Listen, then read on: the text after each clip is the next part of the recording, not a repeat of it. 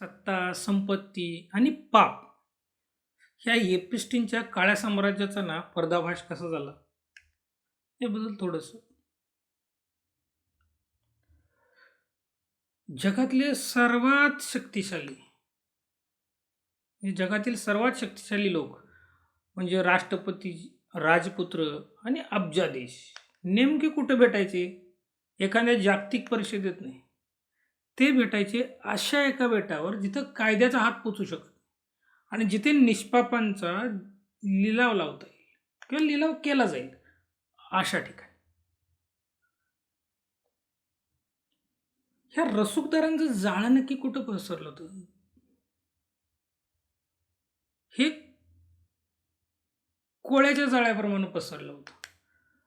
वाटतं तेवढं सोपं नाही. आता तुम्हाला असं वाटेल की जेफ्री एप्स्टीन एक असं नाव ज्यानं आपल्या ब्लॅक बुकच्या जोरावर जगातील बड्या हस्तींना काय केलं, आपल्या मुठीत ठेवलं. ती ब्लॅक बुक म्हणजे काय, तर राजकारणाचे जे पडसाद असतात ना थोडेफार, ते निर्माण करण्यासाठी एक ब्लॅक बुक बनवली. मग यामध्ये अमेरिकेचे माजी राष्ट्रपती क्लिंटन पासून ते डोनाल्ड ट्रम्पपर्यंत यांची नाव या फाईलमध्ये आली, वारंवार आली. शाही घराणं सुद्धा चुकलं नाही.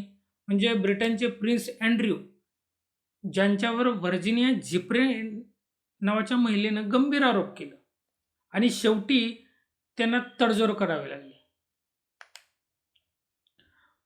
यामध्ये नुसते राजकारणी नाहीत, बड्या व्यापाऱ्यांची सुद्धा नावं आली. म्हणजे कुठले, तर बिल गेट्स, एलॉन मस्क आणि रिचर्ड ब्रँडसन. आता हे यांच्यापासून ते अनिल अंबानीपर्यंत या सर्वांची नावे ईमेलमध्ये आली भेटीच्या संदर्भात. आता या काळ्या डायरीचा हे भाग बनलेले आहेत बरं का, बऱ्यापैकी. आता यांनी व्यवस्थेचा खेळ कसं काय केला? जे श्रीमंत लोक असतात ना, ते सामान्य जनतेचे शोषण कसे करतात ते कायद्यालाच खरेदी करतात. म्हणजे 2008 मध्ये जेव्हा एप्स्टीनवर 30 मुलींचे म्हणजे 30 मुलींच्या शोषणाचा आरोप झाला होता ना, तेव्हा एक सिक्रेट डील झाली. निकाल काय लागला? फक्त 13 महिन्याची किरकोळ सजा. हा न्याय नव्हता, तर एक न्यायाच्या नावाची थट्टा होती, थट्टा.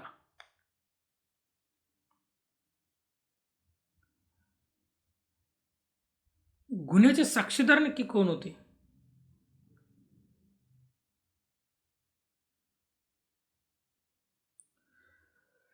एपेस्टीन एकटा नव्हता. त्याची एक सहकारी होती, गिस्लेन मॅक्सवेल. हिनं मुलींच्या तस्करीमध्ये त्याला साथ दिली. 14 वर्षाच्या अल्पवयीन मुलींना जाळ्यात ओढलं गेलं. पण 2021 मध्ये जेव्हा मॅक्सवेलला 20 वर्षाची शिक्षा झाली, तेव्हा जगाला समजलं की सत्तेची सुद्धा एक एक्सपायरी डेट असते. आता यातून निष्कर्ष काय निघाल? एप्स्टीनच्या गूढ मृत्यूचे अनेक रहस्य दफन केली असतील. पण व्हर्जिनिया झिप्रे आणि फार्मर बहिणींसारख्या पीडितांनी जो आवाज उठवला ना, त्याने ही पैशाची भिंत पडली गेली. हे प्रकरण आपल्याला आठवण करून देतं की जेव्हा सत्ता बेलगाम होते ना, तेव्हा ती सर्वात आधी माणुसकीचाच बळी घेते.